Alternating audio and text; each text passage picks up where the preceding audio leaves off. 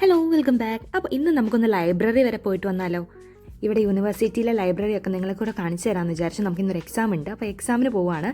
Exam കഴിഞ്ഞിട്ട് നമ്മൾ നേരെ ലൈബ്രറിയിലോട്ട് പോവാണ്. കാരണം നെക്സ്റ്റ് ഡേ തന്നെ നമുക്ക് വേറൊരു എക്സാമും ഉണ്ട്. അപ്പോൾ നമ്മൾ റൂമിൽ പോയിരുന്ന് പഠിച്ചാൽ പലതിലും എൻഗേജ്ഡ് ആവുമെന്ന് വിചാരിച്ചാണ് അപ്പോൾ ലൈബ്രറിയിലോട്ട് പോകാമെന്ന് വിചാരിക്കുന്നത്. അപ്പോൾ അത് മെൻസ് കേട്ടോ. അപ്പോൾ ഇതാണ് നമ്മുടെ യൂണിവേഴ്സിറ്റി ലൈബ്രറി. ഇതിലെ ഗ്രൗണ്ട് ഫ്ലോറിലാട്ടോ നമ്മളിപ്പോൾ ഇരിക്കുന്നത്. നമുക്ക് അവിടെ കയറി ചെല്ലുമ്പോൾ തന്നെ നമുക്ക് ബാഗൊക്കെ വെക്കാൻ വേണ്ടിയിട്ട് ഒരു ഒരു ലോക്കർ ഉണ്ട്. അപ്പോൾ അവിടെ ബാഗൊക്കെ വെച്ച് നമുക്ക് ആവശ്യമുള്ള സാധനങ്ങൾ മാത്രം ഇങ്ങനെ ഒരു ബാസ്ക്കറ്റിൽ എടുത്തിട്ട് വേണം നമ്മൾ ലൈബ്രറി കയറാനായിട്ട്. അപ്പം ഇത് ഞാൻ ലൈബ്രറിയിലെ അണ്ടർഗ്രൗണ്ട് ആണ്. അങ്ങനെ ഒരുപാട് ഫ്ലോർസ് ഉണ്ട്. ഒറ്റയ്ക്കിരുന്ന് പഠിക്കുന്നവർക്ക് ഒറ്റയ്ക്കിരുന്ന് പഠിക്കാം, അല്ലാത്ത ഗ്രൂപ്പ് സെഷന് വേണ്ടിയിട്ട് വേറെ സ്ഥലം, അങ്ങനെയൊക്കെ ആട്ടോ ഇവിടെ ഉള്ളത്.